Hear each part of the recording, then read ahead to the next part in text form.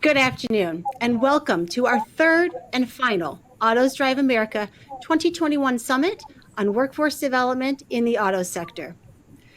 We are pleased to recognize that this is National Apprenticeship Week, and we wanted to join this week-long celebration by recognizing how international automakers are building America's pipeline of talented auto industry workers through training and development programs like apprenticeships that effectively retain talent with opportunities to expand skills to meet future requirements, cultivate the next generation of American workers by sparking interest in high-tech manufacturing careers, and promote equal opportunity for all seeking empowerment.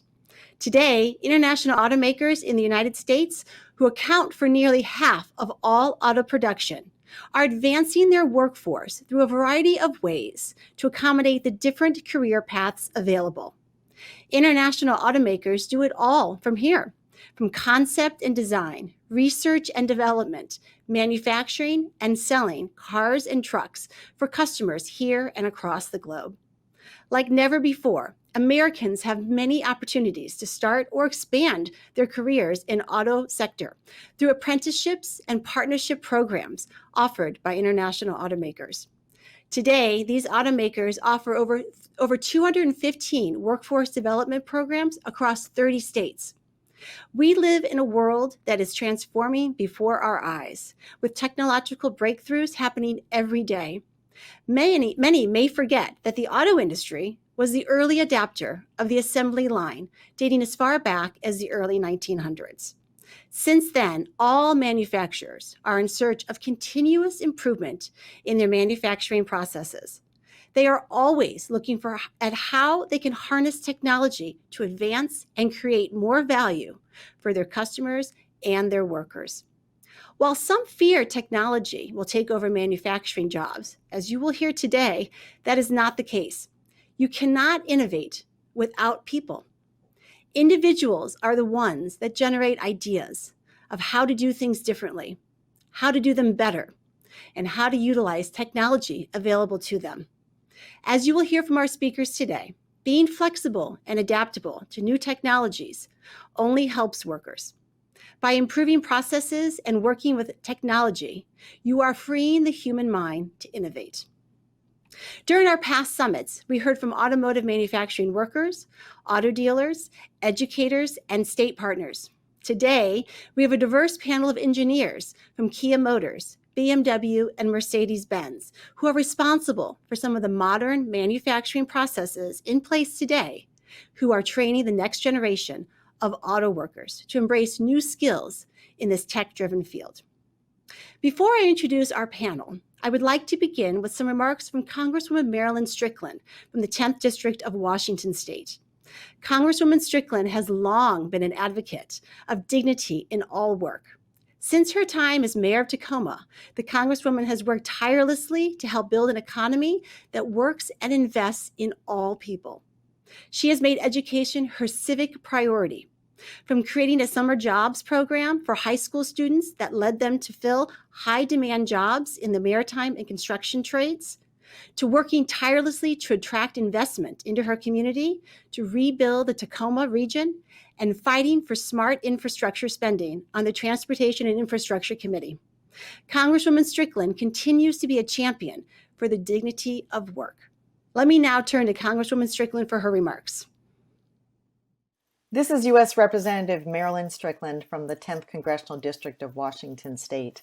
I want to welcome all of you to this webinar on modern manufacturing, apprenticeships in the auto industry.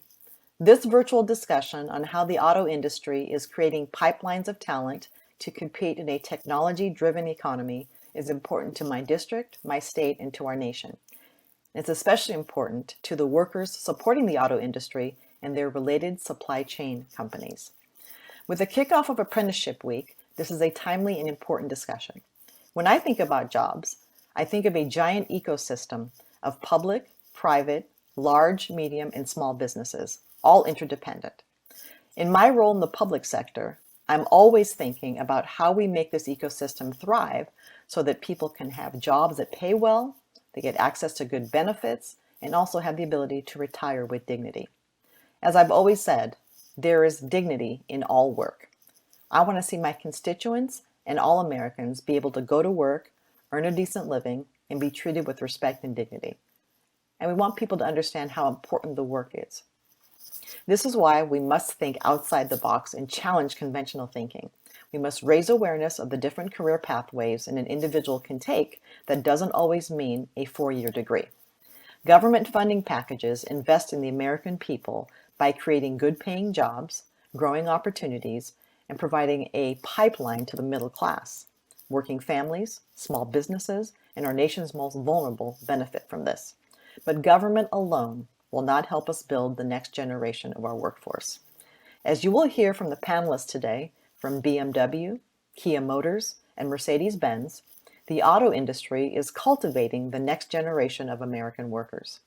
They are investing in America's workforce with an assortment of educational opportunities toward a rewarding career path in high-tech manufacturing. Through partnerships with manufacturers, technical schools, and indirect industry programs that are formed in conjunction with dealers, suppliers, ports, and others, we can create a ripple effect of transformative investments in our working families.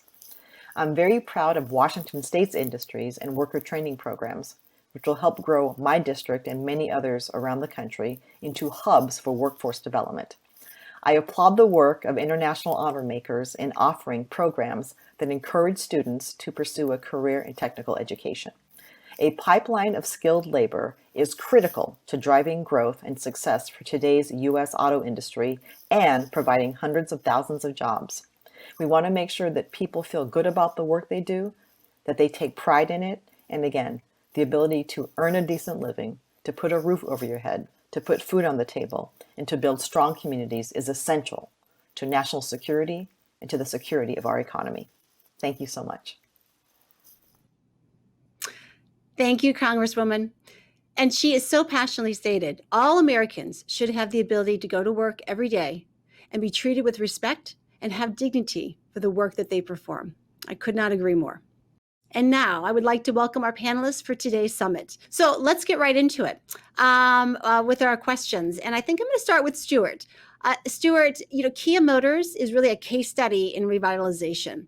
Kia essentially brought manufacturing back to West Point, Georgia, which was a vibrant textile town. You have been with Kia Georgia since they opened their doors in 2009.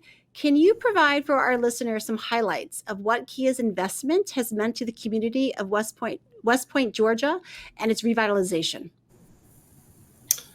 Yeah, sure. So currently to date, we're at $1.9 billion worth of investment. That includes certainly the building of the original plant. The location where we sit is really strategic in that it's between the Atlanta airport, and certainly we have a sister facility located in Alabama. But this area, as you stated before, from a revitalization point of view, used to be a textile community. NAFTA took a very hard toll on this area back in the late 80s, early 90s. And then that provided us with an opportunity when we came in 2008 that there was an available workforce that we could work from.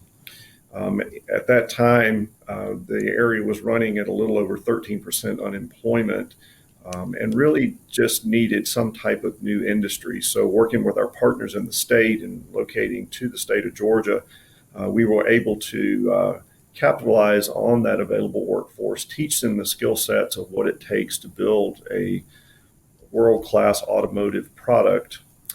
Since that time, we've grown from that one shift up to 3 shifts, capable to build 340,000 plus vehicles a year. We do run 5 days a week, 24 hours a day. So it's been quite an interesting change in this whole particular area. Of course, what comes with us in our 2,700 employees is another 13 to 14,000 that come into our supply base. So that too has helped to revitalize this entire area into a completely different area of manufacturing. Lots of hard-working Georgians here. Their great success has been part of our success without a doubt, but it all has been accomplished by our partnership with these key state agencies that Georgia has helped us to get everyone ready for not only what was happening in 2008, but what's coming into the future. There's no question. I think that definitely is a success story. And you mentioned you couldn't have done it without the key partnerships with those in the state. Can you elaborate a little bit more on some of those? Yeah, absolutely. So, like any state, you have a workforce development program. Well, Georgia has one that is called Georgia Quick Start. In partnering with them, we were able to develop training assessment tools and then set up basically cells on how and what it takes to make a quality product. We have continued that partnership throughout the number of years as we expanded the shift profile. But then, even as new engineers have come in, new HR people, we've been able to take them to our training facilities on site and continue to evolve those skill sets over the last 12 years. I think these partnerships really show how you can grow a community. We can work with them as we're currently working with about what the future of automotive is going to be, and beginning those early steps that I think we're going to talk a little bit later about.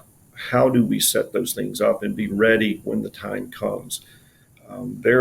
Certainly is a benefit from doing it with these partners because they have resources that they've learned from other industries and you're applying best practices. And I'm just curious, since we did talk about how originally it was a textile town, did these partners of yours at the state level, did they have any difficulty readjusting, or was it pretty seamless for them? Well, I think the key word is certainly partnership. When we started this particular factory up, we had a large number of individuals who had automotive experience coming in. So their ability to describe what it takes to make a car with individuals who could help us to set up training modules, that created this partnership where we were able to quickly set up and adapt to what the learned assessment and certainly the skill set was. So it's a lot of communication, a lot of meetings back and forth. Did they have necessary experience in that? Not in automotive, the answer would be no, but they certainly had experience about other manufacturing techniques. The automotive side was the kind of the tweaking to make it unique for us. That makes perfect sense. And one last question, Stuart. Obviously, you've had a long career in manufacturing, and as I understand it, you are actually a key figure in developing and implementing what's known as the Kia Way. Can you explain to us what the Kia Way is? So coming in, obviously we're a Korean company, and we had two cultures, different cultures that had to be blended together.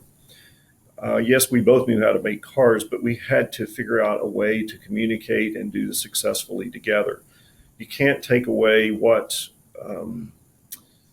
ideas or philosophies come from your parent company, and you have to integrate those into the local area, which was important for us. So the Kia Way was developed from day one to say how we were going to operate and work together to be successful. And since that time, it's all been based on a one team, one system concept. There's a lot of commonality, certainly amongst some other OEMs, in how you approach problem solving, how you approach continuous improvement, how you develop leadership. All of those are key critical components of the Kia Way. And as time has gone on, that has evolved into what we now call the Kia Way 2.0. The second part of that is what we call the Georgia Production System, or the GPS. The most common one that everyone knows certainly is the Toyota Way. It tells you how you're going to do different items within production to maintain standards, et cetera. So we had that background also, and we developed what was going to be our philosophical approach. We taught both of those elements, Kia Way and Georgia Production System, from day one of every single employee, whether they were salary or hourly, and what it meant, and more importantly, what was their part and contribution to that every day that they came to work.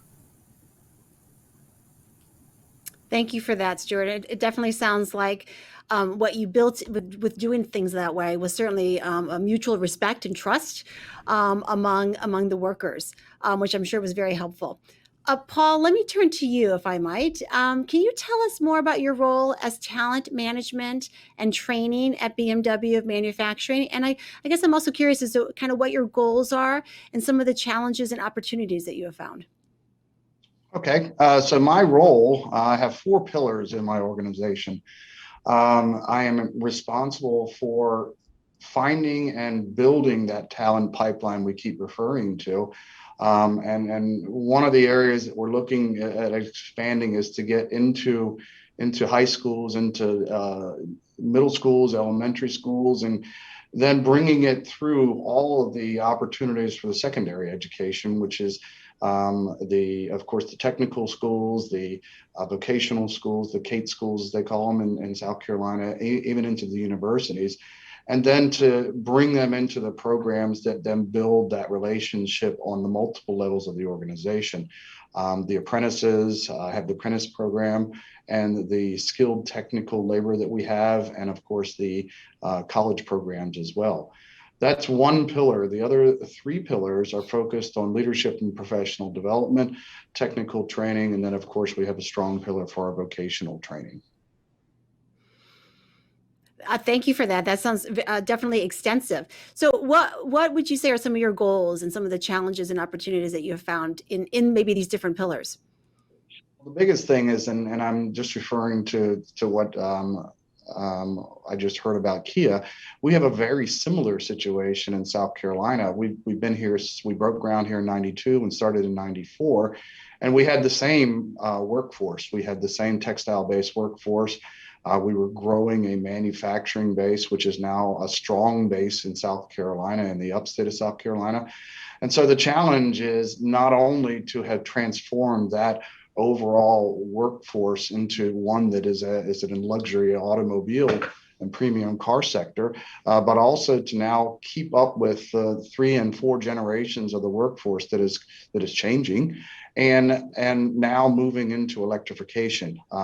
How do we actually not only build those skill sets for those specific technical areas, but also continue to build leadership and professional development and give the people in the upstate of South Carolina and the overall state of South Carolina the opportunity to have a career here at multiple levels. And I know we're going to talk about apprentices, but it's one of our focuses right now. We just moved into our high school to add a 3rd year to our apprentice program, because this is a part of the workforce that all the industries are starving for, the technical workforce. So we have 150 apprentices on site, and continue to roll those people into our workforce as our workforce is changing over time. Thank you for that, Paul. And actually, I think this leads me to a question for Sean, because Sean, you obviously were a University of Alabama student, and you actually pursued an internship with Mercedes-Benz, and that's sort of how you got into all of this. Can you kind of tell us what attracted you to actually trying this internship with Mercedes-Benz, and how did you even hear about it? Yeah, kind of interesting. I grew up in Houston, Texas, in the 80s and early 90s, and coming out of Houston, Texas, I wanted to go to a school that I was familiar with and had family in this area. But no matter what, I always loved cars. And when I was in Texas, I actually looked for ways that I could get into the automotive industry. At the time, there was no automotive industry in that area. Of course, there is some now today. But came here to go to school. Got my undergraduate degree in mechanical engineering from the University of Alabama.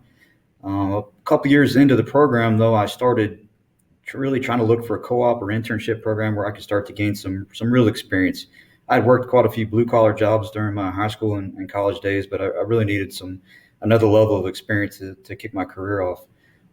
Just so happened in 1997, one of my advisors came to me at campus and said, "Hey, guess what? Mercedes-Benz is building a plant right down the road, and they need an intern in logistics." And at the time, being a mechanical engineering student, I'm not going to lie, I had no idea what the word logistics meant. Is that a UPS driver? What exactly are they looking for?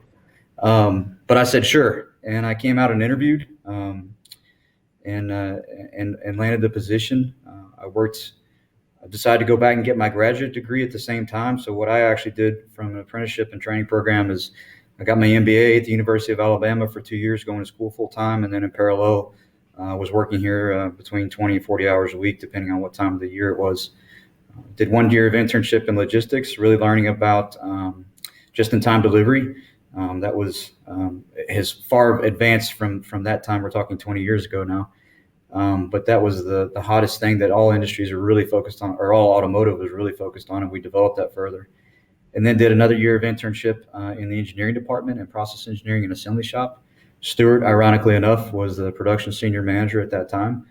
And then from that point, kicked my career off full time, working about 12 different positions over the last 21 years altogether. Wow, that certainly is very impressive. And it sounds like it was a good idea that you decided to try out and figure out what this logistics thing was all about. I'm curious, for those who might be listening and having an interest perhaps, or not really understanding what a career in automotive would look like, kind of like you yourself. What did you find that what was the most useful or the best thing about being the intern? And what about the program prepared you to be successful in your career? Well, I mean, like I mentioned, I started my internship at the same time when I was in school. And so it gave me an advantage. Literally, I would work half the day and go to school half the day. And the concepts that I was learning in grad school were directly applied to what I was doing at work, and vice versa. When I was at school, I could draw off my experiences at work. And no matter what type of your apprentice that you are, whether you're going to grad school like I was, or perhaps looking for a technical job on the shop floor, maintenance, whatever it might be, when you can start to build off your education experience and mold that into your work experience and actually build the two off of each other, that's when you can gain the most. You really get some synergies in your learning, and you can take it to another level, because then you're really asking questions in an educated way. You're not learning the basics anymore. You're actually starting to learn and create even some new ideas based off your learning so far. I think that's an excellent point. And I think that's what's so wonderful about these apprenticeships, because the student is actually getting the hands-on experience. At the same time, like you said, they're learning about it through books. They can actually see it and feel it for themselves. And I think that you can't beat something like that. And I think what you've talked about definitely proves that. And I think that leads us into something that Paul has even mentioned a little earlier, about trying to attract students, right, to a career in auto manufacturing. And for instance, you mentioned, Paul, specifically about high school students. And I would tell you, on previous summits, we've had other panelists talk about how important it is to really start early with younger students, to make sure they really understand what a career in automotive manufacturing could look like, and really pique their interest, because I think a lot of them probably don't really know enough about it or understand it. So I'm curious, and Paul, we could start with you. What types of things do you do to sort of educate and get the younger students interested in such a career path? Well, that is really something we're focused on right now, because I can tell you, the first thing we need to do is get to the parents. And I think that is the one struggle that, especially with the technical college system, if you can get to the parents and get across to them that there's not only one single path to education. There's so many different pathways that we can support. And with our apprentice program, we're able to bring students in high school for 1 year, and then going to a community college or a technical college that are getting associate's degree, bring them in here for 2 years, and they do the program I think I just heard Sean describe. They're working part-time and they're getting a degree. But one of the things that we've had to get across to them is that a career in controls, a career in robotics, a career in logistics, a career in automotive manufacturing and vehicle maintenance is a real solid career. And it's one that really can produce a lifetime of rewards for you. And it's not just you have to go to a 4-year school in order to get a professional career. This is something that actually is a good opportunity to get a skill and fill really a gap in the workforce that's starting to shrink and is starting to really become a problem. And we're willing with other industries to really support this financially. And fortunately for us, we've got a strong partnership with South Carolina that supports this at all levels.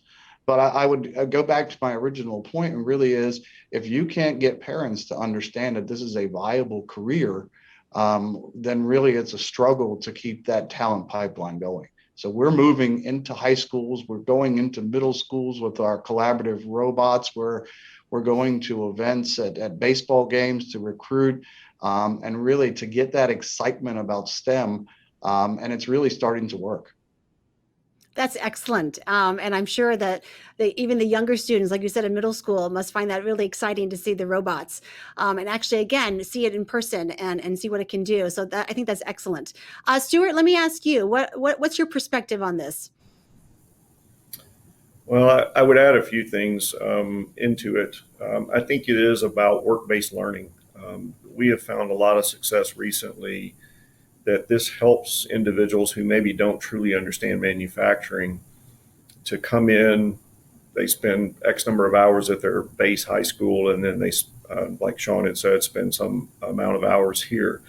But it helps them to understand a little bit more what they can do.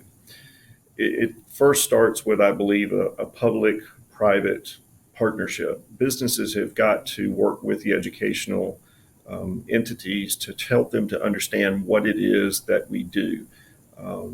It's very well stated by Paul that they truly don't always understand.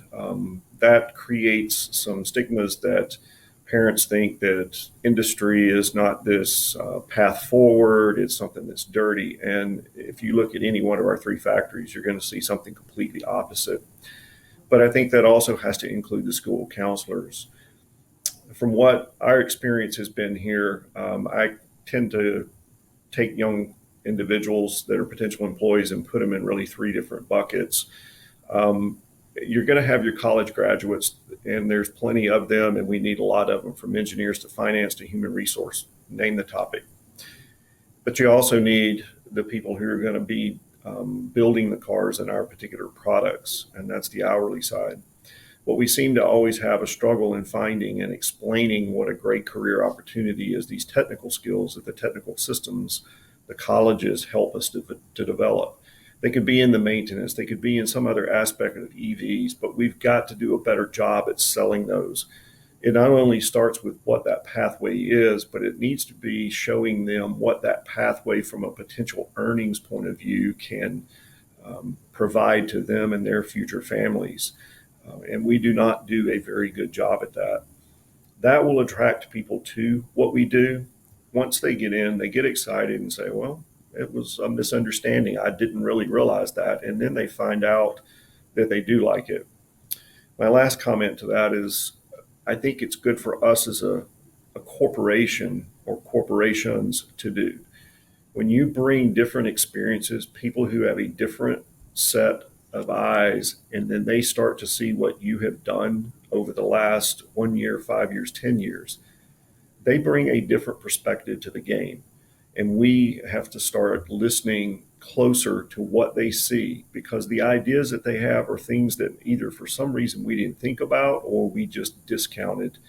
And there's a lot of good examples out there where, someone who's been in the business for 30 years got asked by a 18-year-old kid, why don't you do it this way?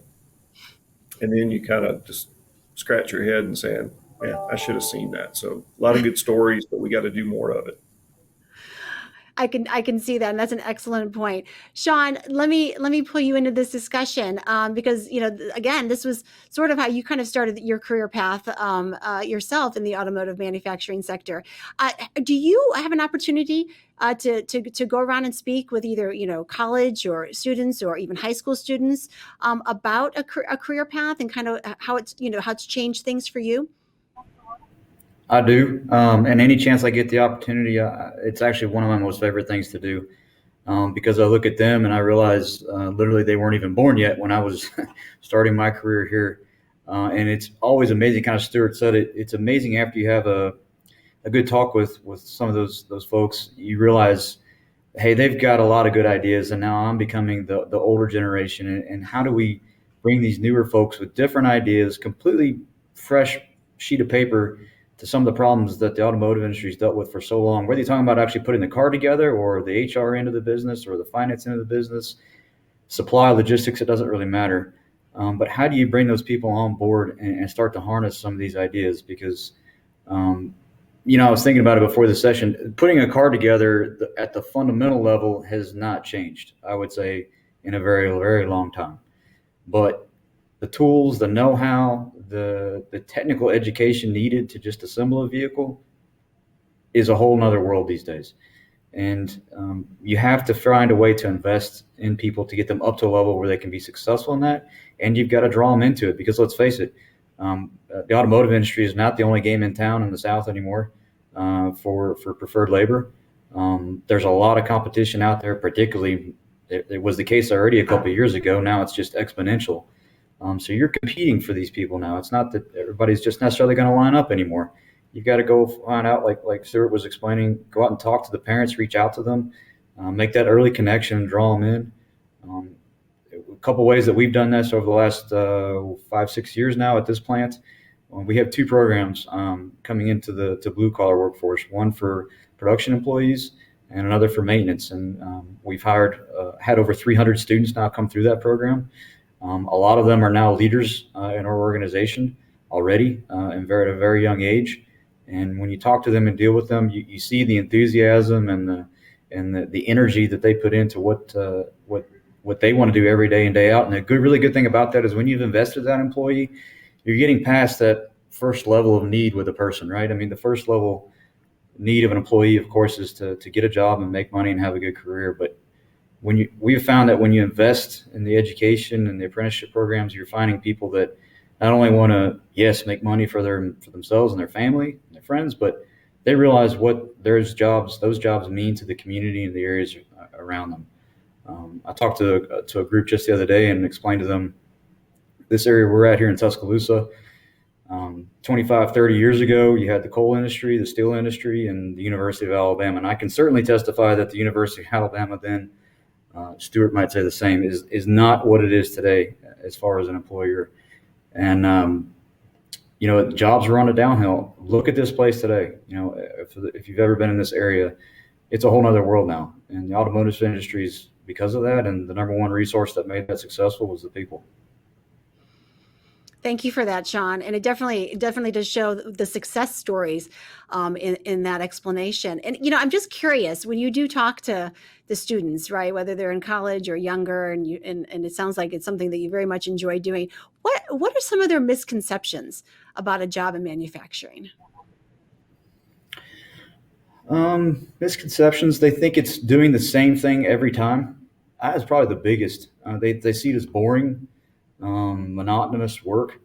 And there's only a few workstations in this entire plant that I would say you're doing the same thing every day, day in, day out. Even in the assembly line, as the vehicle's going down the line, you have to know what you're looking at. You have to understand what the need is for every car. And our plant and the other 2 plants that are being represented here today, I know for a fact, very few where you see 2 cars the same. So you got to know what you're doing, understand the option contents of the vehicle, put it together, and you have to make sure that it's right. And that's far from what some people perceive this to be. I don't know that I've ever actually talked to an automotive worker walking out of here that says that they were bored today. That's for sure. I can only imagine. Actually, I think, this discussion leads me to thinking about all the new technology that we've been talking about and the innovation, right? Certainly with the electric vehicles, right? Autonomous vehicles, there's so much out there. And like you all have said, things are changing constantly. And so you really need to not only, continue to educate your current workforce for this new innovation, but also the future workforce. And I'd like to talk a little bit more about kind of exactly how that's being done and how you are preparing the future workforce for all this new innovation and technology. And Stuart, why don't we start with you perhaps and talk a little bit more about what Kia is doing and whether this is the internal stuff that you're doing for your current workforce or your partnerships with technical colleges and universities and others perhaps to really prepare the skilled workforce of the future that you're going to need. Well, certainly EVs and all that go with it are changing it. So we're taking the approach right now, going back with our technical college system and other education partners and starting to provide a framework of what does that mean specifically to not only the larger EV, but maybe more specifically to what's in Kia. That time spent is helping to begin the development of, well, what is that skill set that we're going to need to retrain a person into or someone new? So those are underway as we speak. It also is a lot about communication into the education system, especially at the middle and high school level, looking somewhere down the road where these individuals are going to be seeking opportunities and communicating about what is the excitement behind electric vehicles and what does it mean? What could you do as a career path? And again, trying to generate them to ask more questions, but also be participative in different types of events that may be happening around the state or within their school systems. The colleges are definitely involved in it, but they're involved in it at a different level. A lot of the universities are beginning to, especially in South Carolina, Alabama, and Georgia, are having more focus in the automotive. They realize what the benefits are from a state level. So several universities, including Alabama and Georgia, I know, are already seeking programs to get not only their current students, but get grants for future programs and technologies and to educate people so that we have a ready workforce. I think that those things are going to continue. What's going to be the challenge is technology is changing so fast now as it compared to 15, 20 years ago. And the systems, the educational systems are not used to moving that fast as we are. Some days it's hard enough for us to keep up with it. So we have to find ways to work with them to help them become more nimble and be able to shift when the product technology also moves. We have to recognize as well that the workforce has so many different levels of people and so many different experience levels as well. We've been building electrified vehicles here since 2008. And the biggest challenge at that point with our current workforce was to get them to not be scared of them, not only to build them, but to operate them. And really, we educated a large group of the workforce, and we have 5 different levels of electric education. And now we've gotten everybody to the point where they're not scared of the vehicle and are comfortable assembling it just as it is another vehicle.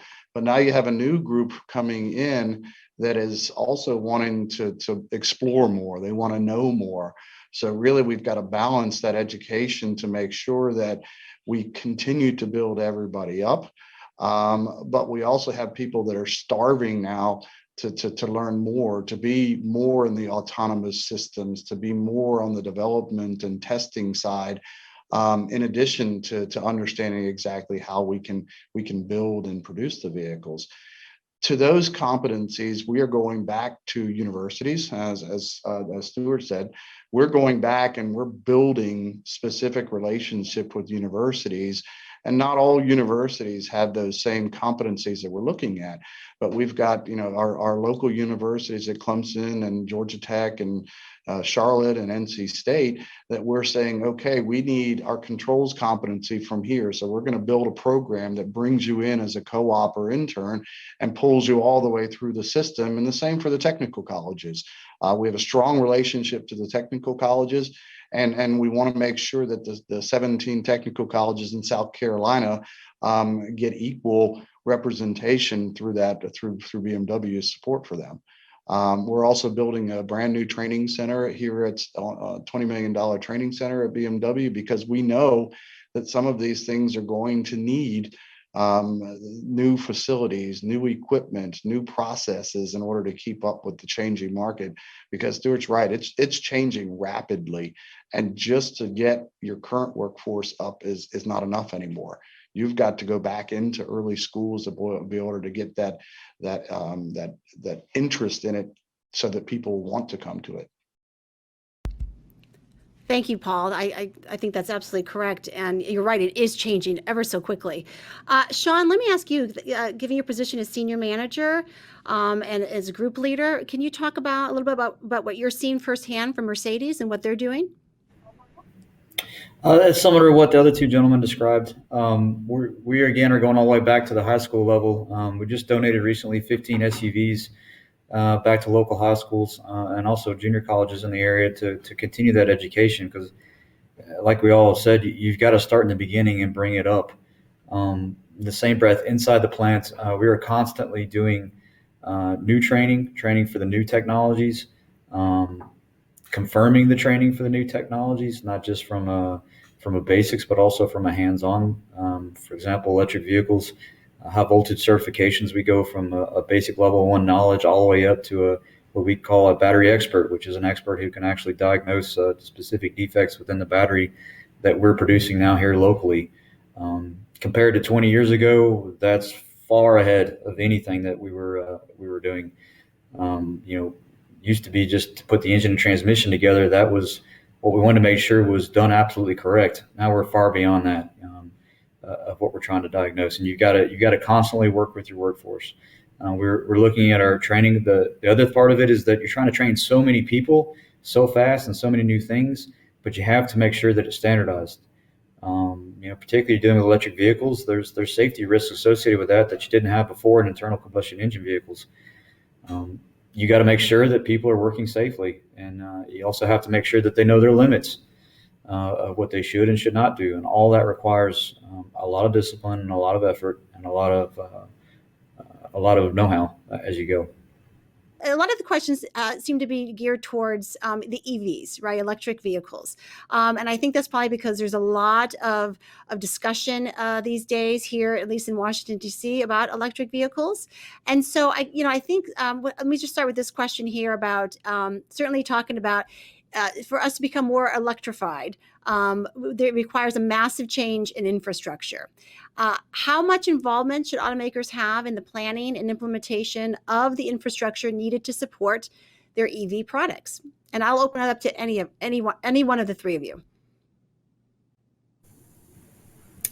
I'll jump in quick. Obviously, infrastructure is a big issue. It's not only a federal related topic, but it certainly is a state related topic. I think what you're going to see very quickly is a lot of states taking interest, especially with the infrastructure bill that was released and how you're going to solve these problems. It's important from the point that we've got to give the consumer this confidence that whenever they decide to go to the beach, that they have plenty of charging stations available to them to get from point A to point B. There's a lot of advancement in the product and the overall mileage and how far a car can go. All of those things are building on it, but we have got to work together to change the overall consumer mind to bring them into the EV world.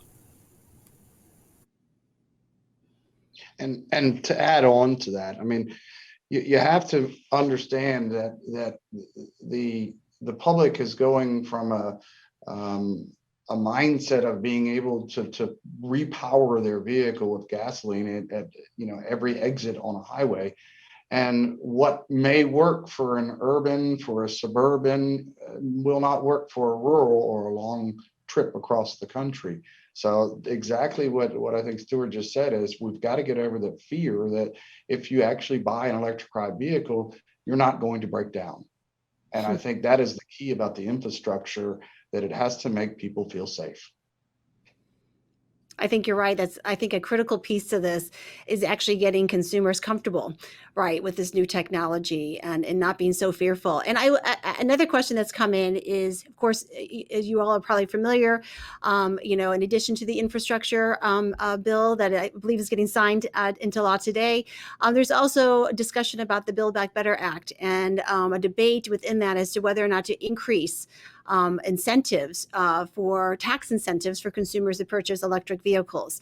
How important do you all think having such incentives are to helping consumers get more comfortable to try out some of these new technologies? Maybe just a comment related to your previous question to build off this question from my side. I've been speaking to a lot of our team members that not only build the vehicles, but also will be consumers of electric vehicles one day. And they asked the same question that you did a while ago, and I liken it to this. 120 years ago, there was not a gas station on every corner. But somehow the combustion engine vehicle, went boom, very quickly, even back in those days. And you think about today, how fast, how rapidly the world is changing. I think the infrastructure will build up across the globe much faster than we even think about right now, because it's just a matter of the chicken or the egg effect, right? Which comes first? Do you have the confidence that I can charge my vehicle whenever and wherever I need to, or or do I go ahead and buy that car and assume the infrastructure comes? And I think that's where the tax incentives can help motivate to start that process, because the process just needs to start, right? It almost doesn't matter if you have the infrastructure or the cars, as long as one of them's going, the other one should follow. Based off what we know over a couple hundred years of industrialization. So yes, I personally believe that the government's enticing that purchase just helps starts that process. Yeah, I think that's a good point that you make, Sean. Stuart, Paul, do you have any additional thoughts on that question? Yeah, I think I personally 100% agree. I think it's going to make people feel comfortable, and all of a sudden that gives a nice tax break to be able to break through. And I think if that were to be the case, people would really start to migrate towards that a lot easier than they are right now, because of the cost of the vehicle. It's a simple economics point. Thank you, Stuart.